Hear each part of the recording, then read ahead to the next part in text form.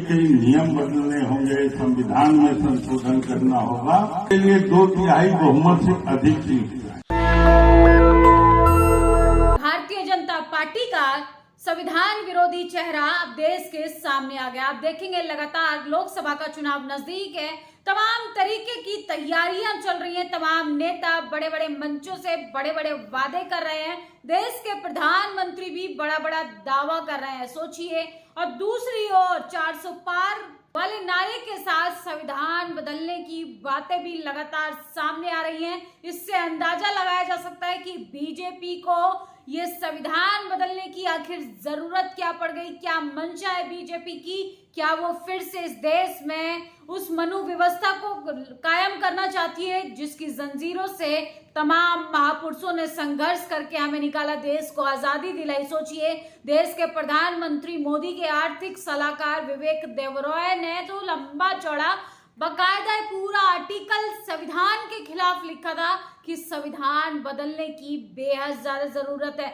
इसके बाद आप देखें कि बीजेपी के सांसद, महाराष्ट्र के बीजेपी के सांसद अनंत हेगड़े ने 10 मार्च को स्टेटमेंट दिया था कि आप हमें 400 पार जितवाइए, हम उसके बाद संविधान को बदल कर दिखाएंगे। ऐसी बीजेपी की मंशा है कि ये संविधान विरोधी काम करती है, इसको संविधान के विरोध में बयान देना है, और लगातार कोई भी नेता, अभिनेता, प्रवक्ता अगर संविधान के बचाव में बात करेगा तो उसको देशद्रोही घोषित कर दिया जाएगा। सोचिए, ये है फैजाबाद के भाजपा सांसद संविधान बदलने के लिए वोट मांग रहे हैं। बहुजनों अपने हक अधिकार और संविधान बदलने के लिए वोट मांगने वालों को इस बार संसद पहुंचने से रोकना होगा। अब की बार दूर से नमस्कार बीजेपी के सांसद की सबसे पहले आप भाषा सुनिए। संविधान में संशोधन करना होगा और बहुत सारे काम करने, उसके लिए 2/3 बहुमत से अधिक। सुना आपने वीडियो, किस तरीके से भारतीय जनता पार्टी के तमाम नेता अभिनेता दिन रात संविधान विरोधी काम कर रहे हैं। इसके साथ साथ ये बहुजन समाज के हक अधिकारों के खिलाफ भी बयानबाजी देते रहते हैं। जब ये कल संसद के अंदर जाएंगे तो सोचिए, बहुजन समाज के हक अधिकारों के लिए कैसे काम कर पाएंगे जब इनकी इतनी घटिया मानसिकता, संविधान के खिलाफ ये लोग स्टेटमेंट देते हैं और खुले मंचों से ये सब बोला जा रहा है। आचार्य संहिता लगी हुई है, लेकिन किस तरीके से देश के लोकतंत्र को, देश के राष्ट्र को, देश के संविधान को कमजोर बनाने का लगातार काम कर रही है ये भाजपा सरकार। इसके साथ साथ आज उत्तर प्रदेश के हाथरस में आकाश आनंद की बड़ी रैलियों में जनसैलाब उमड़ रहा है। जिन टीवी अखबार को लगता है कि बीएसपी का दौर खत्म हो रहा है, इन तस्वीरों को देखें, लगातार आकाश आनंद रैलियां कर रहे हैं उत्तर प्रदेश के हाथरस से। झन्नाटेदार उनका भाषण जरूर सुनिए। उन्होंने मनुवादियों के चूल्हे हिला दिए हैं। जी हाँ, आप सही सुन रहे हैं, ये वही आकाश आनंद है जिनके राष्ट्रीय अध्यक्ष बनने पर तमाम मनुवादी लोगों की बौखलाहट बता रही थी कि वो बीएसपी को भारतीय जनता पार्टी की बी पार्टी कहकर बदनाम करने की कोशिश कर रहे थे।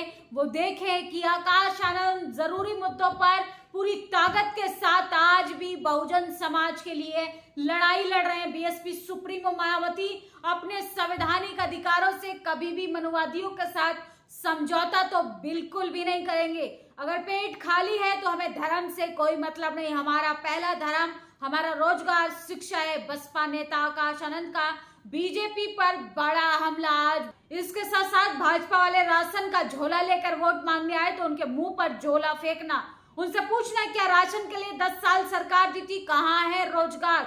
तो बेरोजगारी जो है वो चरम सीमा पर है। लगातार भारतीय जनता पार्टी के प्रधानमंत्री विपक्षी नेताओं की थालियों पर पैनी नजर रखे हुए हैं।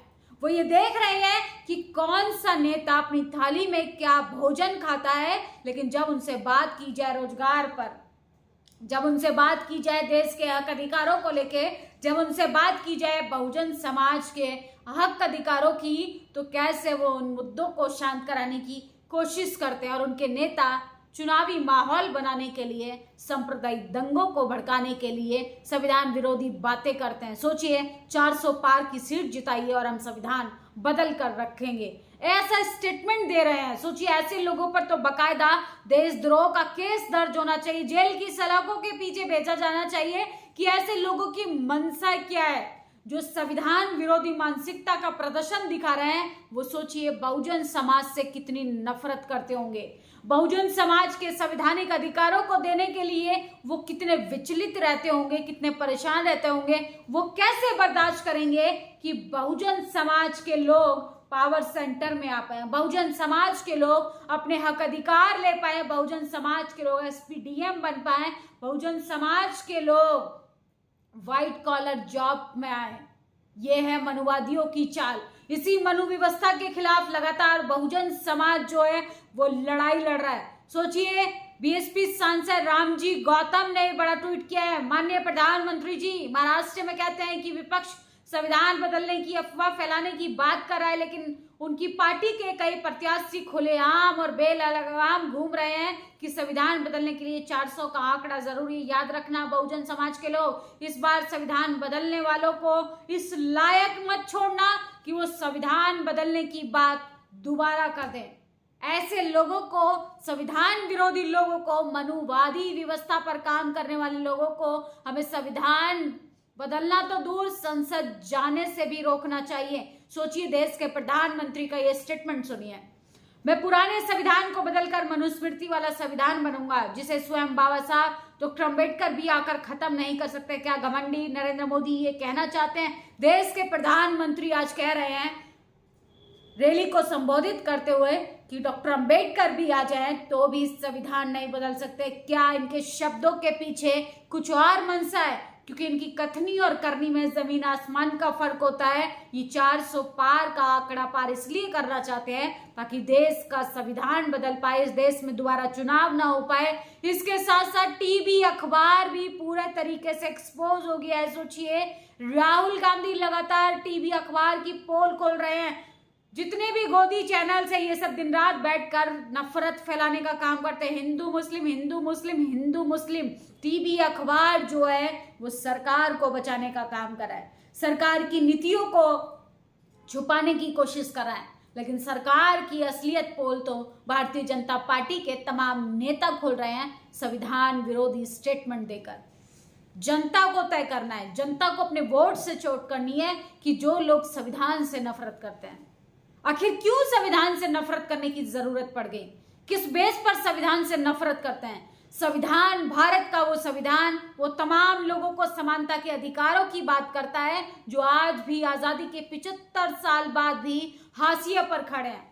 समान शिक्षा की बात करता है, समान अस्पताल, अच्छी व्यवस्था की बात करता है। हर व्यक्ति को रोजगार मिलना चाहिए, हर व्यक्ति को पर्याप्त भोजन मिलना चाहिए, महिलाओं की सुरक्षा पर बात करता है, इस देश के राष्ट्रीय सर्वोपरि हितों की बात करता है। ऐसे संविधान को बदलने की बात करते हैं भारतीय जनता पार्टी के तमाम नेता। सोचिए, आर्थिक सलाहकार विवेक देवरॉय के साथ साथ अनंत हेगड़े के अलावा कैसे स्टेटमेंट दिए जा रहे हैं। चुनाव आयोग खामोश है। ये सब तब किया जा रहा है, ये तब बोला जा रहा है जब आचार संहिता लगी हुई है। क्या देश के प्रधानमंत्री इलेक्शन कमीशन की बात नहीं मानते? क्या देश के प्रधानमंत्री संविधान को नहीं मानते? क्या देश के प्रधानमंत्री इस देश के लोकतंत्र को नहीं मानते, जिस लोकतंत्र के बलबूते पर वो आज देश के सर्वोच्च पद पर बैठे हैं प्रधानमंत्री बनकर? सोचिए, किस तरीके से देश के तमाम 140 करोड़ जनता के हक अधिकारों के खिलाफ स्टेटमेंट दिया जाता है। यह स्टेटमेंट संविधान विरोधी नहीं, असल में मानव अधिकार के विरोध में दिया जा रहा है।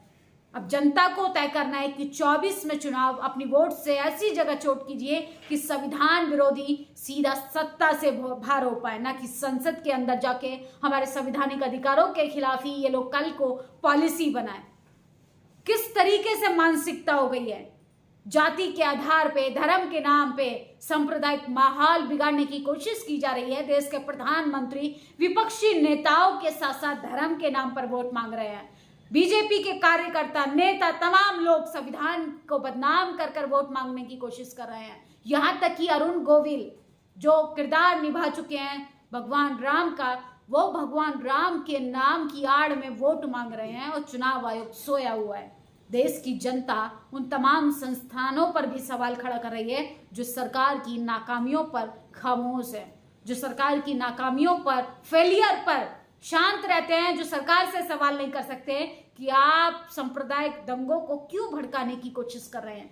किस आधार पर संविधान विरोधी स्टेटमेंट दिया जाता है, किस आधार पर संविधान विरोधी बातें की जाती हैं। संविधान का अपमान मतलब देश का अपमान।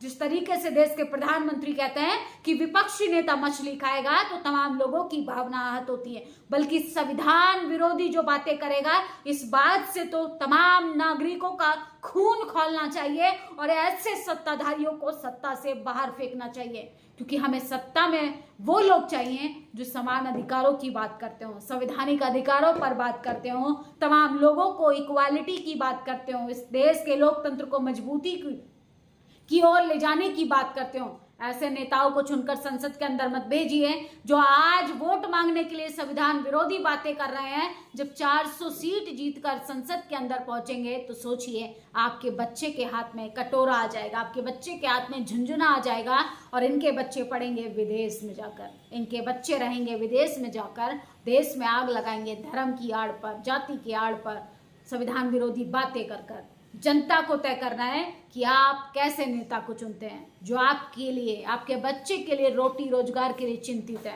बड़ी बड़ी बातें करके, बड़े बड़े जुमले छोड़कर, बड़ी बड़ी रैलियां, होर्डिंग, बैनर लगाकर तमाम नेता बड़े बड़े वादे करते हैं। आपको नेता वही चुनना पड़ेगा जो आपके बच्चे को रोजगार देता है।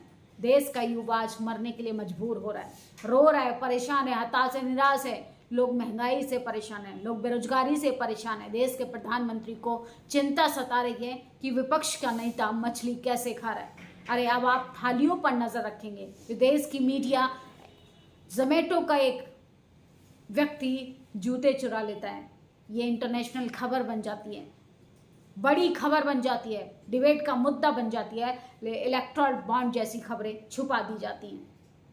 संविधान विरोधी बातें करने वाले लोगों की आइडेंटिटी छुपा ली जाती है।